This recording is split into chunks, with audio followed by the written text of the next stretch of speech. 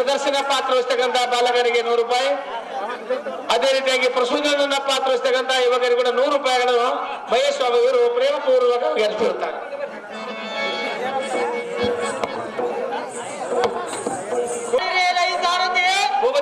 ಶಕ್ತಿ ಸುಧಾರಿಸಿದ ಕೂಡ ಹೋಗತ್ತೆ. ದೇವಾದಿ ದೇವನಾದ ವಿಷ್ಣುವಿಂದ ಆಗದ ಕಾರ್ಯವನ್ನು ನಾನು ಮಾಡಿದೆ.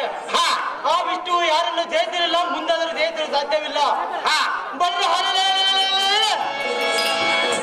ವೈಕುಂಠಕ್ಕೆ ವಿಷ್ಣು ಲಕ್ಷ್ಮಣಗಳಿಗೆ ಮಧ್ಯವನ್ನು ಬಿಡುವಂತ ಸಾರದೆ ಅತಿ ಜಾಗ್ರತೆ.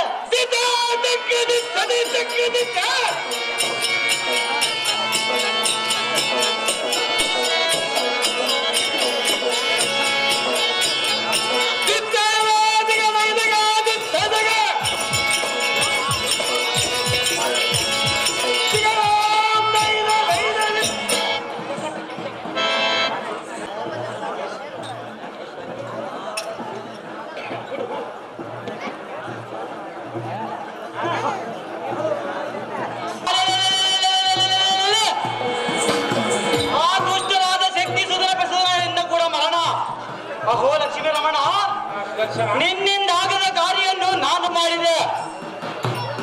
ಇನ್ನು ಈಗ ನಮ್ಮ ವೈಕುಂಠಕ್ಕೆ ಯಾವ ತೊಂದರೆವಿಲ್ಲ ದೇವ. ದಿವ್ಯ ಪ್ರಭಾವ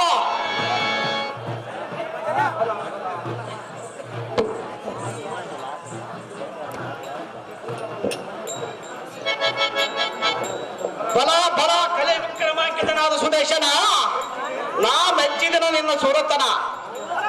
ವಿಷ್ಣುವಿನ ಅಶುದ್ಧವಾದ ಕಾರ್ಯವನ್ನು ಮಾಡಿದಂತೆ ನೀನೇ ತನ್ನ, ನೀನೇ ಮನ್ನ. ಶಕ್ತಿಸುಧನ ಪ್ರಚೋದನರೆಂಬ ರಾಕ್ಷಸರು ಉಪಟಳವು ಅಧಿಕವಾಯಿತು.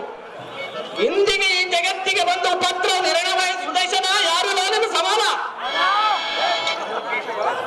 ಕೇಶವ, ನಿನ್ನ ಭಕ್ತನಾದ ಸುದರ್ಶನನ್ನು ಮಾತನಾಡಿಸಿದೆ, ಅದರಿಸಿದೆ. ಮೌನವಾಗಿರುವುದಕ್ಕೆ ಕಾರಣವೇನು? ಮೇಲಾಗಿ ಚಕ್ರವಿದವು ನೀನು ದಯಿಸಲಾರದಂತೆ ಮತ್ತು ಅಸತವಾದ ಕಾರ್ಯವನ್ನು ಮಾಡಿದಂತೆ ನೀನೇ ತನ್ನ, ನೀನೇ ಮಾನ್ಯ. ನಾರಾಯಣ,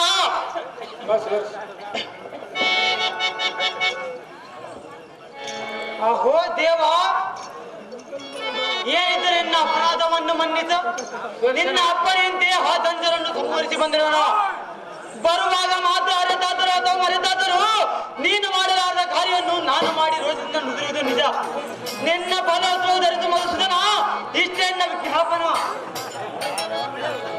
ಅಹೋ ಶಾರದತನಯ, ನಾರಾಯಣ, ನೀವುಗಳು ಹೇಳುವ ಮಾತು ನಿಜ. ಆದರೆ ನಾನೆಂಬ ಅಹಂಕಾರ ಮತ್ತರಾದವರಿಗೆ ತಕ್ಕ ಪ್ರಾಯಶ್ಚಿತ್ತ ಮಾಡುವುದು ಆದಿದೇವನಾದ ಎನ್ನ ಕರ್ತವ್ಯ. ಎಲ್ಲ ಸುದರ್ಶನ, ನಾರಾಯಣ, ನಿನಗೆ ನಾನೇ ವಿಷ್ಣುವಿಗಿಂತ ಅಧಿಕನೆಂದು ಆತನ ಮಾಡದ ಕಾರ್ಯವನ್ನು ಮಾಡಿದನೆಂದು ಅಮ್ಮು ಬಂದಿದೆ. ಅಹಂಕಾರ ಮತ್ತರಾದವರಿಗೆ ಈ ವೈಕುಂಠದಲ್ಲಿ ಸ್ಥಾನವಿಲ್ಲ. ಆದ ಕಾರಣ ನನ್ನ ನಿನ್ನ ಯೋಗ್ಯತೆ ಬಲಬಲಂಗ ತಿಳಿಯುವುದಕ್ಕಾಗಿ ನೀನು ಮಹಿಷ್ಮತಿ ನಗರ ಕೃತವೀರನ ಮಗನಾಗಿ ಜನಿಸಿ ಕಾರ್ತಿವೀರಾರ್ಜುನನೆಂಬ ಹೆಸರಿನಿಂದ ಪ್ರಸಿದ್ಧನಾಗು. ಆಗ ಮುಂದಿನ ದಾರಿ ತಿಳಿಸುವರು ಯಾರೆಂದು ಚಿಂತಿಸಬೇಡ. ನಾನೇ ದತ್ತಾತ್ರೇಯನೆಂಬ ಋಷಿಯಾಗಿ ಜನಿಸಿ ಸಕಲ ವಿದ್ಯೆಗಳನ್ನು ದಾರಿ ಎರೆದು ಮುಂದೆ ತರುವಾಯ ಜಮದಗ್ನಿ ಕುಮಾರ ಪರಶುರಾಮನೆಂಬ ಹೆಸರು ಪಡೆಯುವೆ. ಆಗ ನನಗೂ ನಿನಗೂ ಯುದ್ಧ ನಡೆಯಲಿ. ನಮ್ಮಿಬ್ಬರಲ್ಲಿ ಹೆಚ್ಚನೆ ಸೂರರು ಯಾರೆಂಬುದನ್ನು ಈ ಜಗದ ಜನತೆಯೇ ನಿರ್ಧರಿಸಲಿ. ಈಗಲೇ ಎನ್ನ ಕೃಪೆಯನ್ನು ಮಹಿಷ್ಮತಿ ನಗರವನ್ನು ಸೇರು ಸುದರ್ಶನ, ತಡ ಮಾಡದೆ ಹೋಗುವ ಈ ಕ್ಷಣ. ದೇವಾದಿ ದೇವ, ಸ್ವಲ್ಪ ಅಪರಾಧಕ್ಕೆ ನನಗೆ ಎಂತ ಶಿಕ್ಷೆ ಕೊಟ್ಟಿರುವೆ. ನನಗಂತೂ ಗರ್ವ ಬಂದಿದ್ದು ನಿಜ. ಆದರೆ ನಿನ್ನ ಸೇವಕನಾದ ನಾನು ನಿನ್ನ ಕೂಡ ವಿತ್ತವನ್ನು ಮಾಡಲೇ. ತನ್ನ ಮಕ್ಕಳು ಹೊಡೆದು ಹಾಡುವುದು ನ್ಯಾಯವೇ? ಎನ್ನಂ ಸೇವಕರನ್ನು ಮನ್ನಿಸು ಲಕ್ಷ್ಮೀಪತಿ. ಈಗ ಜಾಗ್ಯತೆ. ಎಲ್ಲ ಸುದರ್ಶನ, ನಾರಾಯಣ, ಕೇಳನ್ನ ಏಕವಚನ.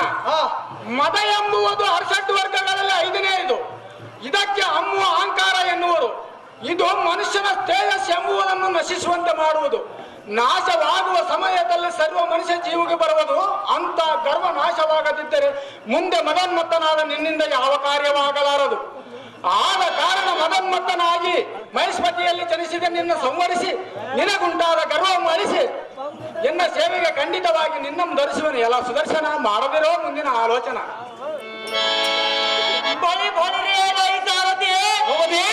ವಿಷ್ಣುವಿನ ಆಜ್ಞೆಯಂತೆ ಲೋಕ ಕಂಟಕರಾದ ಶಕ್ತಿ ಸೂರ್ಯಪದನನ್ನು ಧನಧರನ್ನು ಸಂಹರಿಸಿ ಬಂದಿರುವನ.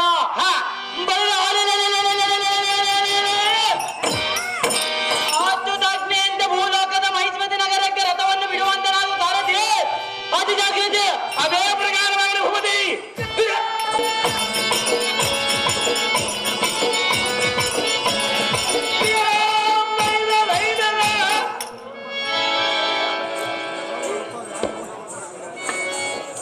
ಎಲ್ಲ ಸಾರಥಿ ದೇವ ದೃಷ್ಟರಾದ ಶಕ್ತಿ ಸುಧನ ಪ್ರಚೋದನರೆಂಬ ಜನಜರು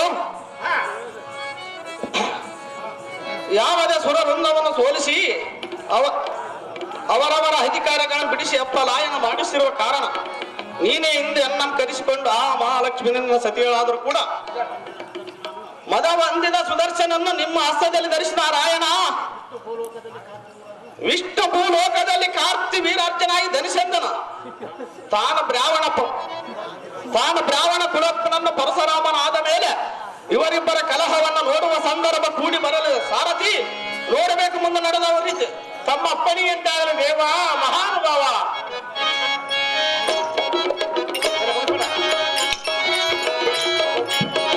ಈಗ ಒಂದ ನಾಟಕ ಮಂದಿರ ರೇಣುಕರಾಜ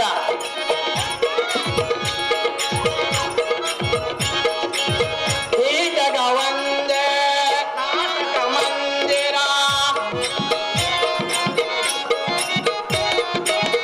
ಜನರೆಲ್ಲ ಸುತ ಗೊಂಬಿಗಳಯ್ಯ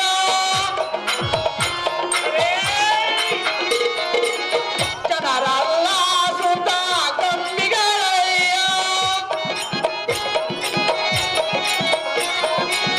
ನೀ ಆಡಿಸಿದಂತೆ ಆಡುವನಯ್ಯ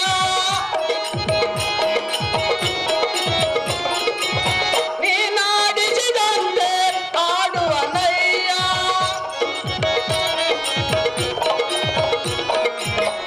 ನೀಲಾಮಯ್ಯನೇ ನೀನೇ ದೇವ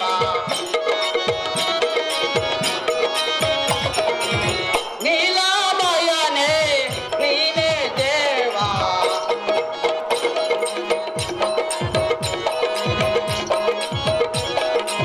ಶ್ರೀಧರ ಕೇಶವ ನಾರಾಯಣ ಶ್ರೀಧರ ಶೋಭಾಕರ ನಾರಾಯಣ ರೇಣುಕರಾಜ ಶ್ರೀಧರ ಕೇಶವ ನಾರಾಯಣ ಕೆ ಕೆ ಹಾಳಗ್ರಾಮದ ಕುರುಬ ಸಿದ್ದಪ್ಪ ನಾರದನ ಪಾತ್ರ ಸಿಗಂತವರಿಗೆ 100 ರೂಪಾಯಿಗಳನ್ನು